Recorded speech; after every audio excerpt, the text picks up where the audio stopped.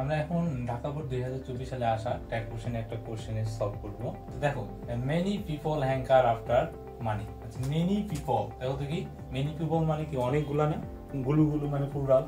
তাহলে আমি বলছিলাম প্লুরাল মানেই হচ্ছে কি বসাবা, তোমরা দুই বসাবা। তারপর দেখো এখানে অক্সিলারি ভার্ব নাই, তার মানে এটা ভি1 হিসেবে আছে। ভি1 হলে ডু বা ডাজ হয়। এখন দের সাথে কি ডু না ডাজ হয় বলো দেখি? ডু হয়। এখন এটা হাবোধকে আছে, তাহলে কি করবো? হাবোধকে। আশা করি এটা পারছো তোমরা, বুঝছো।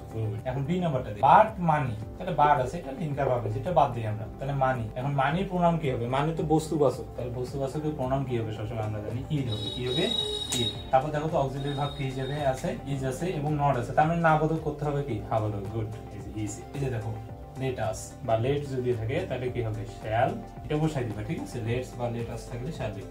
সি নাম্বারটা বুঝছো। ডি নাম্বারটা দেখি, এই যে দেখো আবার মানি আসে না, তাহলে বস্তুবাচক, তাহলে মানি থাকলে কি হবে? ইড হবে। তারপর ক্যান আছে অক্সিলারি ভার্ব বা মোডাল অক্সিলারি, তাহলে ক্যান দিলাম। তারপর দেখো এই যে হার্ডলি আছে, hardly, scarcely, barely, seldom, little, few, এগুলা যদি থাকে সেন্টেন্সে, এগুলা হচ্ছে নেগেটিভ ওয়ার্ড। তার মানে নাবোধক সেন্টেন্স। তাহলে নাবোধক সেন্টেন্সকে কি করতে হবে? হাবোধক। তাহলে এই যে মানির পরিবর্তে ইট প্রোনাউন আর অক্সিলারি মোডাল অক্সিলারি ক্যান। তারপর ছোট বাদ দেই, তারপর উই আছে, তাই উই এর প্রোনাউন উই এ হবে, উই বসাই দিলাম। তারপর দেখো নেভার আছে, তার মানে এই সেন্টেন্সটা নেগেটিভ করতে হবে কি? অ্যাফার্মেটিভ। তাহলে শুড আছে মোডাল অক্সিলারি, তাহলে কি বসাবো? শুড। ওই আশা করি বুঝছো। দেখো খুবই সোজা। তাহলে এই জিনিসটা আছে যে ঢাকা বোর্ড 2024 সালে ট্যাগ কোশ্চেনটা তোমরা বুঝতে পারছো।